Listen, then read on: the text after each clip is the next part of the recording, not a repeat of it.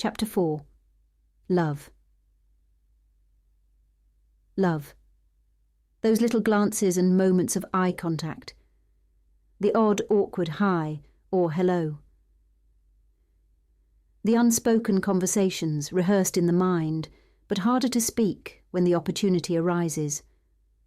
The building tension between two people, both knowing they're on the same wavelength, but fearing they may be mistaken.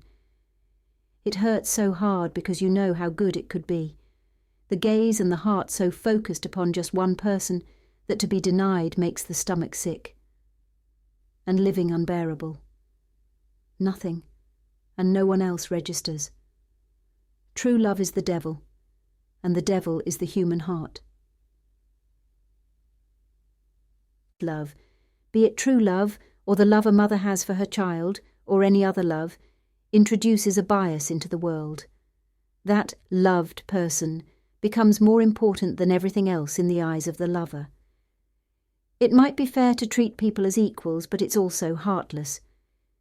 If 10 people are dying and you can only save one, it may be fair to simply choose someone at random. However, if one of those 10 is a family member, it would be somewhat cold and heartless to ignore that bond of love and let them die, fair though it would be. So here we have another dichotomy in life. The desire for fairness and balance in the world, versus the love we have for the people we're bonded with. People may go along with something that's terrible for wider society because they're worried about losing their job and not being able to pay the mortgage. That is, they put their family first. So it's not evil, but love that often spurs people towards bad actions. As with all these dichotomies, there isn't necessarily a right and a wrong. It's another duality, where we must embrace both aspects and try in good conscience to strike a balance. Let's say you're walking down the road and you have £10 in your pocket. You're heading to buy your brother a birthday present. However, along the way, you see a homeless person. Now, the homeless person needs the £10 much more than your brother needs a birthday present. But your brother is your brother. You have an emotional bond with your brother that you don't have with the homeless stranger. So, what is the right thing to do? Who do you give your last £10 to? Again, there isn't necessarily a correct answer. Normally, as humans, we try to balance these things as best we can.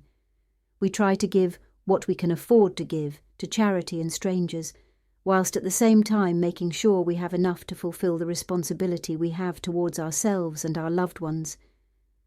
Your brother might be pleased to see his £10 given to a random homeless person. On the other hand, it might ruin your relationship with him if you forget his birthday. Plus, you naturally care more about your brother's happiness than you do a complete stranger's. So, though it would be heartless to ignore the homeless person, it would be equally heartless to not have a deeper care and affection for someone you're so closely related to. We can see this dichotomy represented in the political spectrum, with the right focusing on family, stating things like charity begins at home, and the left imploring everyone to forego all possessions in the pursuit of universal brotherhood.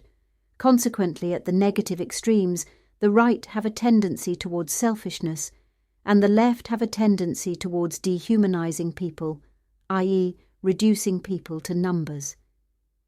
If we return to the earlier example, if 10 people were going to die and only one could be saved, the person on the extreme right would save their family member, and to hell with all the rest, whereas the person on the extreme left would callously condemn their own grandmother to death by lottery without a second thought.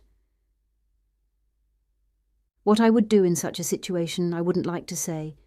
It's much easier to judge other people. The realization that we're trapped between these conflicting desires, though, at least allows us to contextualize things a little better as we wrestle with our conscience. It also helps us to balance ideals with practicalities. Ideally, we should be generous to strangers, but it isn't always practical to be generous all of the time. If you give away all your possessions, then how will you support yourself and your family?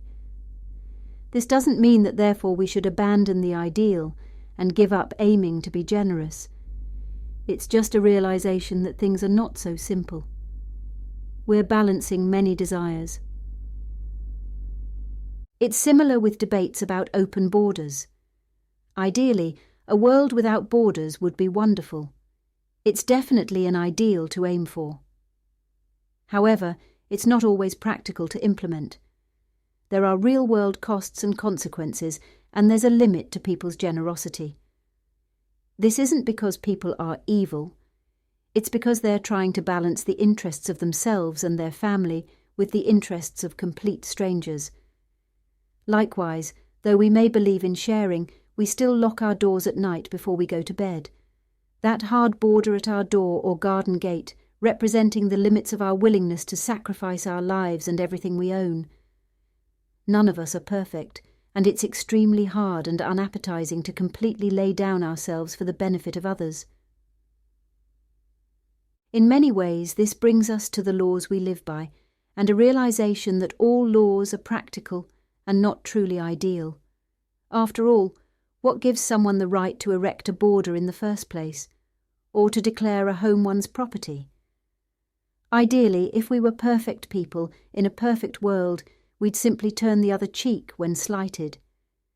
This is the ideal that we should be aiming for. However, this isn't always realistic.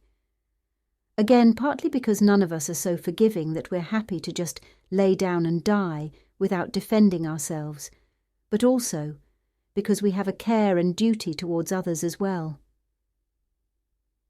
It might be noble to turn the other cheek if a robber steals from you, but what if that robber then goes on to steal from someone else? Or what if the robber stealing from you now means that your own children go hungry? Is it still right to then turn the other cheek? Once more, there isn't a simple right or wrong answer. Turning the other cheek remains the high ideal. Yet it isn't so simple, and when other practical concerns, such as your hungry children, are taken into consideration, it suddenly becomes justifiable to punch the robber, or to at least arrest him, try him in court, then send him to jail. Ideally, this should never happen. It's not nice, of course, to forcibly arrest someone, then take away their freedom, but the world isn't ideal, so we often take pragmatic action to protect our interests. Hopefully we do this fairly by establishing basic rights that are universal to everyone, following a general live and let live principle, implemented in a way that's proportional. Yet, even fair laws are just necessary evils, falling short of the ideal of forbearance. It's easy to deem things like theft and murder as wrong, at least in theory. Still, though, prohibitions against such things arrive from a degree of self-interest.